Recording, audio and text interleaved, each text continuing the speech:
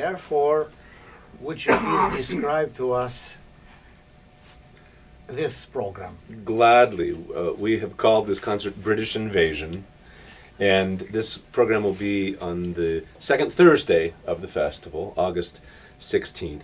And it will feature, as our concerto soloist, our principal violist, a member of the Houston Symphony, Joan Derhosepian. And she will be playing the Viola Concerto by William Walton, one of the most difficult of the concerti in the repertoire. And you'd mentioned earlier the unusual inclusion of Richter, the pianist, as the conductor for the Prokofiev Symphonia Concertante. Interestingly, the first soloist for the Walton Viola Concerto was none other than Paul Hindemith, because the dedicatee, or the person to whom Walton offered the concerto, Lionel Tertis, turned it down, much to his later embarrassment, because it's sort of like, I think, with Auer and the Tchaikovsky Concerto.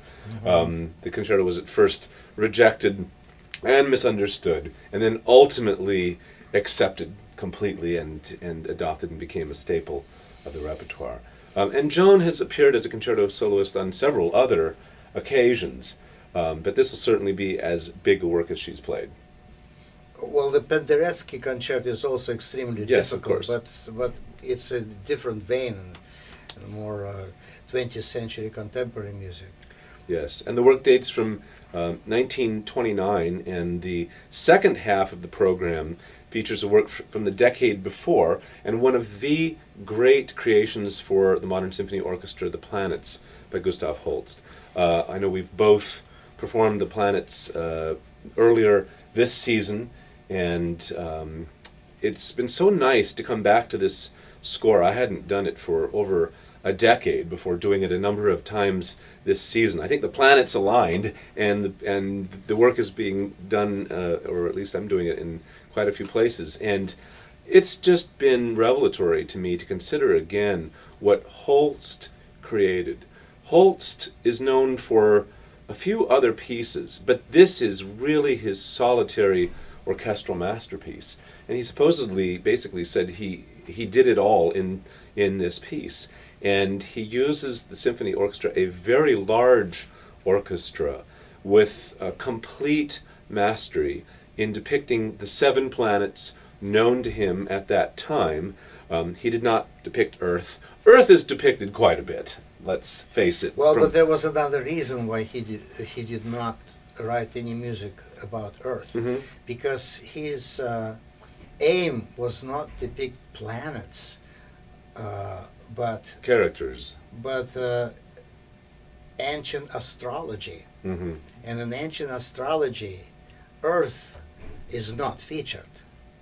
That's right. You see, other planets or planetary characters are featured, but not the Earth. And every planet is named, and then with its subtitle, Mars, the bringer of war. So every planet has that acronym. That's right. So it's very important for me when I learn the piece to relate it to astrology rather than to astronomy. Exactly. Because it really gives you more direct way to get the character and mood of each of those planets. The other thing I like to comment on this piece is just understanding how our music festival grew through the years, that we are able to put on the program such a humongous orchestral work. This is our like 60th Planet. year, and this will be a first performance. Absolutely.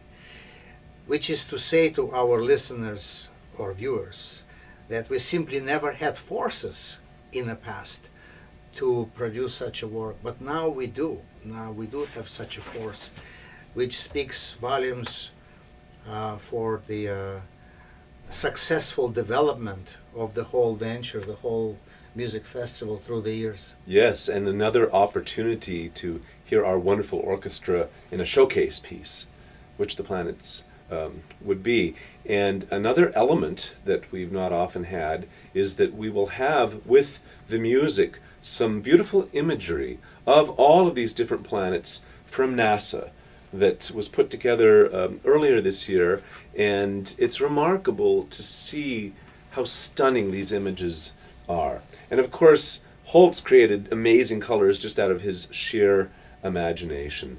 And the piece is full of wonderful and memorable tunes, but also great mysticism. When we hear someone like John Williams or other composers writing music, say, for cinema, that's meant to evoke outer space, so often they reference musical colors and harmonic gestures that Holst first did. It was a work of incredible and unique imagination. Yes, the planets were copied many times by many movie composers. Yes. And this work will start on a very fun and familiar note with the Pomp and Circumstance March No. 4 of Edward Elgar. He wrote a series of these, and they are basically like ABA marches, good marches with a energetic theme and a trio and a return to the opening. And I think this is one of his Pomp and Circumstance that you and I both like particularly. Yes, that's my favorite, is in G. I like the key too. G major is a nice key. Yes. And it's not overplayed. No, this is not the one, let's be very clear about this, that you will hear at your nephew's 8th grade graduation this May or June. Okay, you don't often get to hear this one. And incidentally, just one other British figure that can be represented here in the background would be Shakespeare, because Elgar took the term pomp and circumstance from a line of Shakespeare. But now we are told that Shakespeare didn't create what we consider created by Shakespeare. Well, I'm going to have further proof of that. Somebody created it. That's true. And I'm happy to call him William Shakespeare. And we are glad that we have We it. are. And so is Tchaikovsky, as we will get to soon. Oh, very soon. Yes.